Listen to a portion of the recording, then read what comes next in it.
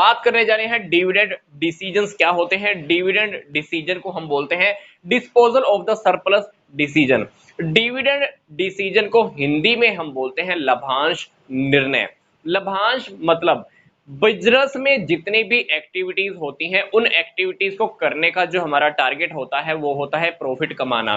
तो जब भी प्रॉफिट होता है तो प्रॉफिट किसके लिए कमाती है कंपनी? शेयर होल्डर्स के लिए या अपने पास रिटेन करने के लिए, बचा के रखने के लिए।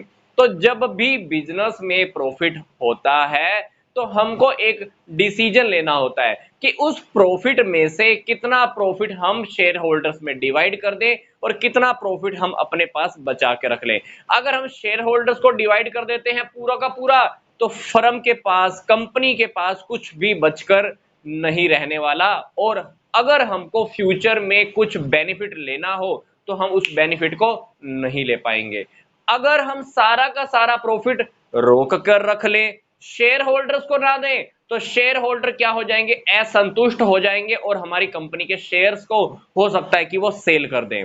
हमको हो सकता है कि जो हमने सारा प्रॉफिट रोक के रखा उससे हम फ्यूचर में आने वाली किसी अपॉर्चुनिटी का, अवसर का फायदा तो ले लें, पर शेयर होल्डर्स को अगर हमने 1 रुपया भी नहीं दिया तो शेयर मार्केट के अंदर हमारे शेयर की वैल्यू गिर जाएगी। क्योंकि शेयर मार्केट में हर किसी को लगेगा कि ये कंपनी तो प्रॉफिट डिवाइड करती ही नहीं है, शेयर होल्डर्स को देती ही नहीं है।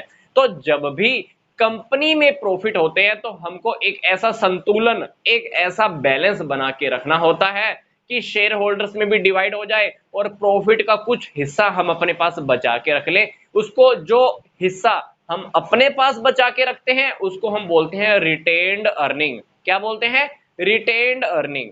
तो मैनेजमेंट को इस बात का ध्यान रखना होता है कि हम शेयर होल्डर्स को सेटिस्फाई रखें और फ्यूचर में आने वाले बेनिफिट का फायदा उठाने के लिए आज ही प्रॉफिट का कुछ हिस्सा बचा कर रख लें। तो इसीलिए हम इस डिसीजन को बोलते हैं डिविडेंड डिसीजन। डिविडेंड डिसीजन क्यों बोलते हैं? क्योंकि हमने एक बहुत इंपॉर्टेंट डिसीजन लेना होता है कि कितना प्रॉफिट बांट दे और कितना प्रॉफिट हम अपने पास रोक कर रखें।